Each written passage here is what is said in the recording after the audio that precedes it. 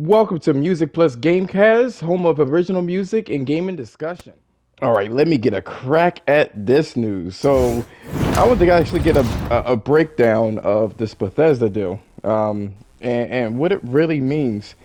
And there's a lot of conflicting, esoteric verbiage with this whole deal. It's really weird when you look at it. It's like, okay, why not just come out and just say it? Just come out and say it that from now on, all of these games are going to be exclusive to Game Pass and Xbox. Just say it like that. There may be some exclusive, contracts that we have to abide by because it was done before the deal. That would have been fine. That would have been fine, but that's not what was happening. A lot of this shit is so cryptic and esoteric and subject to change. And might I add, too, back in June of 2020, Microsoft, this was specifically Phil Spencer, criticized Sony for having exclusives. He goes, generation exclusives are completely counter to what gaming is about. That's what he ends up saying, then turns around and says this whole block of shit that was seemingly about, exclusives. Let me go into it. So he goes ahead and says this. I'll try to be as clear as I can. Obviously, I can't sit here and say that every Bethesda game is exclusive because we know that's not true. There are contractual obligations existing games, and even in the future might be games with either contractual things or a legacy on different platforms that we'll go do. But this is about delivering great exclusives for you Xbox customers that will ship on the platform where Game Pass exists. This is the goal. This is why we are doing this. This is the root of this partnership. And it makes you wonder, there are so many ways that Microsoft tends to manipulate words. They mentioned that the console is the world's most powerful console, and then they changed that up when it comes to the Series X. They mentioned, what other things did they mention? Single player games don't really sell. And then Sony kind of showed them up with that one. They had that particular statement that I just mentioned about exclusives. And they tend to kind of go back and forth on what they do, and it makes it very hard to read this statement. I'm just being honest. I don't know what that means exactly. And no one should be claiming that they know what it means. There are a lot of people that kind of is going out of the limb and claiming that what this means is that, if it's, this is a really crazy power move. This is a crazy power move because it's like forcing Sony to put their stuff on Game Pass, right? Or put Game Pass on their system and use that ecosystem. And while it may be that, at the same time, have you guys looked at the output of Bethesda as of late? I mean, the best game that they really came out with is Doom Eternal, and even that one kind of missed expectations in sales and just critical success. There was a lot of things surrounding this game that people were not feeling. You gotta look at it like that.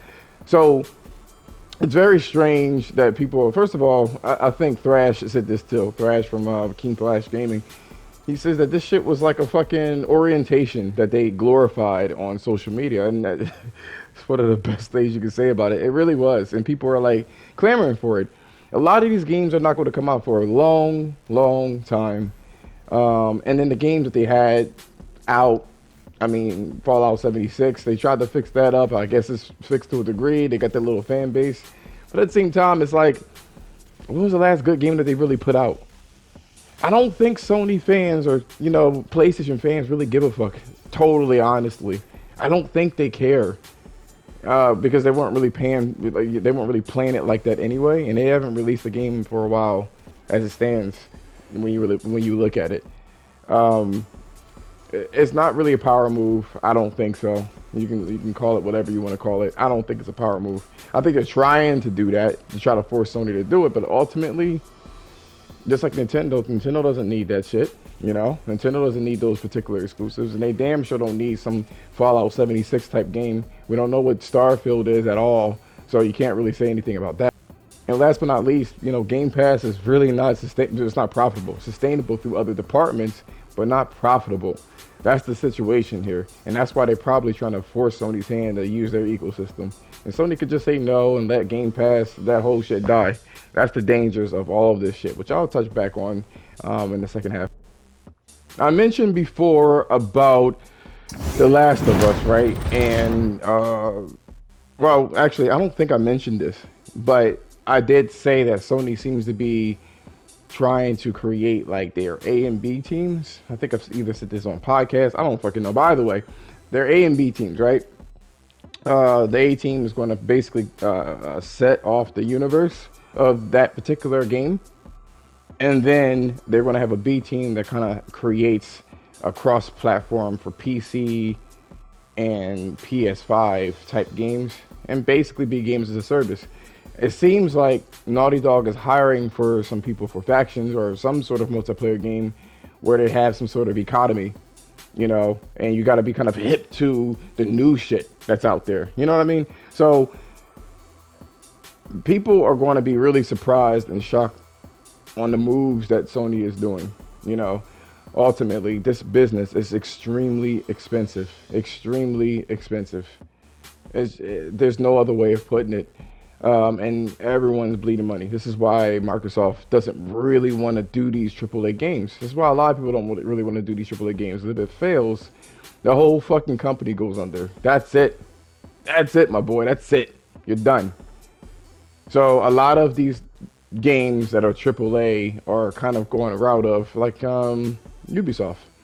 They have a specific formula. As much as people say that they can't stand this open world fatigue, open world games sell. You know what I'm saying?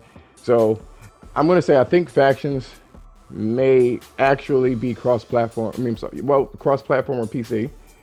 And I think it's going to be like one of those survival games. It fits all of those pieces, if you will.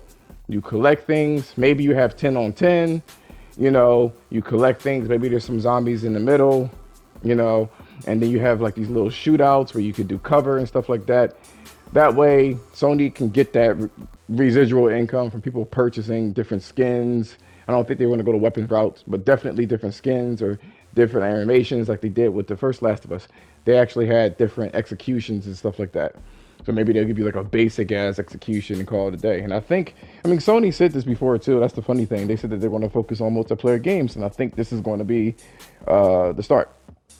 Another thing too I want to kind of touch up on is, you know, it's not really about factions, but it is about Sony having an answer. This is what Jim Ryan said earlier, a couple months ago, having an answer for Game Pass. They did mention, I mean, as many people that says that Jim Ryan is a liar, he really never lied about what he said. The people took it out of context. But they didn't lie about what he said. Just like Mark Cerny said the shit about the PS5 and people didn't listen. And now we see the fruits of that particular labor. So I am inclined to believe what he's saying. But he definitely said that, you know, day and date is not sustainable. I've already mentioned before in the last video, they made $22 billion in revenue for that particular department. So they're not going to give that up. But I do think that they're looking for residual income via multiplayer games such as, you know, games as a service, Fortnite, shit like that. I wonder what it's going to be. I don't think it's going to be day and date. Well, maybe it is going to be day and date if it's these games as a service, only multiplayer type situations. Maybe it will be. Maybe it will be. That's going to be very interesting in that future.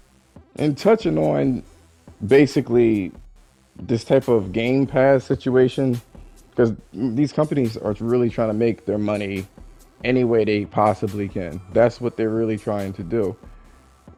I stick by what I say when I say that it's not profitable to do it, to do AAA games and to have it day and date for a certain price. All of these subscription services are extremely expensive to maintain, and they're usually never really profitable like that. You know what I'm saying? You got to look at these companies like Disney Plus. Just mentioned that they have 100 million subscribers, but they are in a business with Verizon Files, where it's bundled in. Microsoft is also doing these dollar Game Pass things. Pay attention to the profit not revenue. It's the profit that's very, very important to this whole story, because you can make revenue any old type of way, but how much are they really making and taking home in their pocket is the question that you really should be asking yourself. You really should ask that.